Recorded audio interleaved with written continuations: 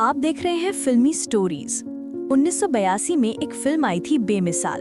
Amitabh hero, राखी heroine. एक scene में अमिताभ कह रहे हैं कश्मीर को मुगलों ने खोजा था। इतना सुनते ही राखी बोल रही हैं मुगलों का तो जवाब ही नहीं। उनका संगीत देखिए, पेंटिंग देखिए, आर्किटेक्चर देखिए, सब लाजवाब है।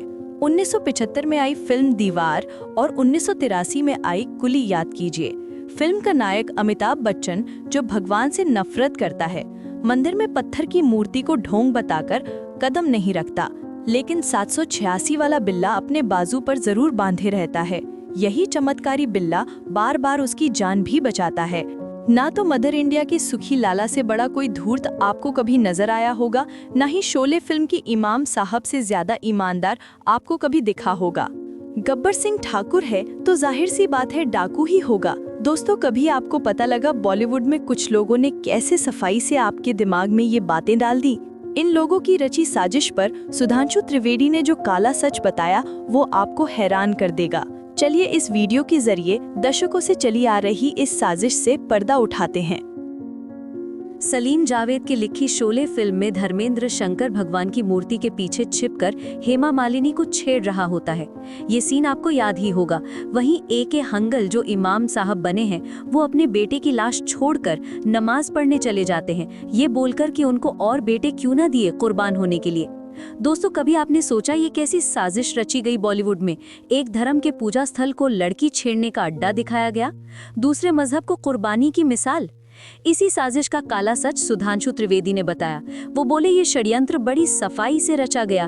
त्रिवेदी याद करवाते हैं दीवार का नास्तिक अमिताभ बच्चन जो न मंदिर जाता है न भगवान का प्रसाद छूता है। वो इतना नास्तिक है कि भगवान की मूर्ति को एक पत्थर से ज्यादा कुछ नहीं मानता। मगर वही नास्तिक अमिताभ बच्चन 786 लिखा हुआ एक बिल्ला अपनी जेब में जरूर रखता है, और वो बिल्ला भी इतना चमत्कारी है कि उसकी बार बार जान बचा लेता है। यहाँ तक कि अमिताभ की कूली फिल्म में भी यही 786 वाला बिल्ला उसकी जान बचाता रहता है। आपके मन में भी बिना जाने समझे ये उलझन शुरू हो गई कि अमिताभ कह रहा है तो सही ही होगा। अब आइए 1980 में आई शान फिल्म देखिए। सलीम जावेद की जोड़ी लेखक। फिल्म में अमिताभ और शशि कपूर को ठगना होता है तो उनका रूप साधु का बना दिया जाता है, यानी संदेश चला गया जो साधु रूप में होगा वो ठग होगा। इसी फिल्म में मजहर खान भी है जो बेचारा एक अपाहिज है, नाम है अब्दुल, मगर इतना ईमानदार है कि सड़कों पर विकलांग गाड़ी से घूम घूम कर भी गुंडे बदमाशों की खबर पुलिस तक पहुंचाता है। अमर अकबर एंथनी में हिंदू किशन लाल एक खूनी स्मगलर है, लेकिन इसी फिल्म में अकबर और एंथनी को पालने वाले लोगों से महान कोई है ही नहीं। दोस्तों, ऐसा कैसे हो सकता है कि सलीम जावेद ने बैक टू बैक 22 सुपरहिट फिल्में लिखी, मगर हर फिल्म में विलन या तो ठाकुर होगा या ब्राह्मण या फिर कोई लाला जो सूद के नाम पर हीरोइन की इज्जत लूटता रहता होगा। बस गलती से मुकद्दर का सिकंदर में विलन का नाम दिलावर हो गया। मगर मजे की बात देखिए, वो भी आखिरी सीन में कहता नजर आता है कि या परवरदिगार, ये तूने क्या बुरा काम करवा दिया मुझसे। मतलब वो भी इंसाफ पसंद हो गया। बॉलीवुड के इसी काले सच को सुधांशु त्रिवेदी ने बेनकाब किया है। वो कहते हैं कभी आपका ध्यान ही नहीं गया होगा। जरा बताइए 1970 के बाद 50 साल में एक फिल्म बताइएगा जिसमें भगवा वस्त्रधारी को पॉजिटिव रोल में दिखाया गया होगा।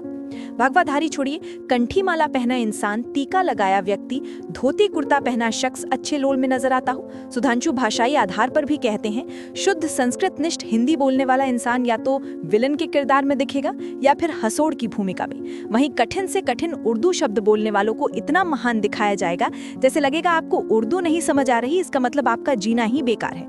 ये सब हमारे दिमाग में भरा हुआ है। सुधांशु ने बॉलीवुड का काला सच बताया कि कैसे देवी देवता की पूजा करने वालों को बलात्कारी दिखाया गया। जैसे 57 की मूवी मदर इंडिया का विलन सुखीलाला नरगिस पर जेप अटेम्प्ट से पहले देवी की आरती कर रहा होता है।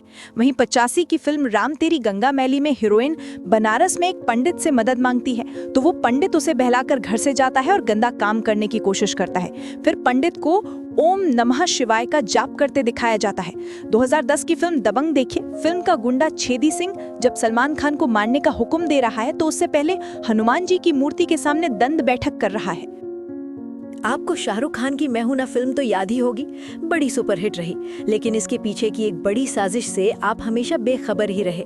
क्या आपको पता है इस फिल्म में जानबूझकर हिंदू नाम वाले सुनील शेट्टी को आतंकवादी दिखाया गया था? जी हाँ, ये साजिश फिल्म को बनाने वाली फराह खान ने रची थी। फराह खान ने भरी महफिल में खुला बोल दिया कि मैंने शुरू से ही मन बना लिया था, मेरी फिल्म का मुख्य खलनायक कोई मुस्लिम आतंकवादी नहीं होगा, बल्कि भारतीय या कहें हिंदू होगा, यानी जानबूझकर हिंदू आतंकवाद गढ़ा लिया। मजे की बात देखिए, इसी फिल्म में आतंकवादी बने सुनील शेट्टी का साथी बनाया गया था खान को, जो अपनी ईमान का पक्का और इतना देशभक्त दिखाया गया कि शायद इतना बड़ा देशभक्त कभी पैदा ही ना हुआ होगा। दोस्तों, कभी आपका ध्यान नहीं गया इस ओर कि ये एक सोची समझी साजिश का हिस्सा है। बॉलीवुड वाले कुछ खास लोगों की ये साजिश 50 के दशक से ही चली आ रही है, जिसमें जानबूझकर ऐसा नैरेटिव सेट किया जा रहा है ताकि आपका ब्रेन वॉश हो जाए। ये सनातन धर्म में जातिवाद की खाई भी इन्हीं जैसे लोगों की हिंदी फिल्मों की देन है। 70 के दशक के बाद की फिल्मों में हिंदू धर्म का अपमान और मुगलों का महिमा मंडन किसकी कलम से सबसे ज्यादा हुआ, ये बताने की जरूरत नहीं है। वो सलीम जावेद की जोड़ी थी, जिनका एजेंडा उनके फिल्मों से जाहिर हो जाता है। बॉलीवुड के इसी एजेंडे की ओर सुधांशु त्रिवेदी ने आपका ध्यान खींचा। ऐसा नहीं है कि एजेंडेबाज खत्म हो गए, ये आज भी हैं, और सनातन का अपमान करना तो जैसे इनका मकसद ही बन गया है। दोस्तों, कभी आपने सोचा कि ये एजेंडा क्या था और आपके दिमाग में क्या भरा जा रहा है? हीरो का मुस्लिम दोस्त अपनी जान पर खिलकर दोस्त को बचा लेगा, जबकि संजय दत्त जब वास्तव में सीधे साधे इंसान से हत्यारा बन जाएगा तो उसके माथे पर लंबा सा तिलक आ जाएगा। दोस्तों, ये साजिश नई नहीं है, बस इस एजेंडे को आगे बढ़ाने वाले आते जाते हैं और एक धर्म को निशाना बनाकर अपना काम पूरा कर देते हैं।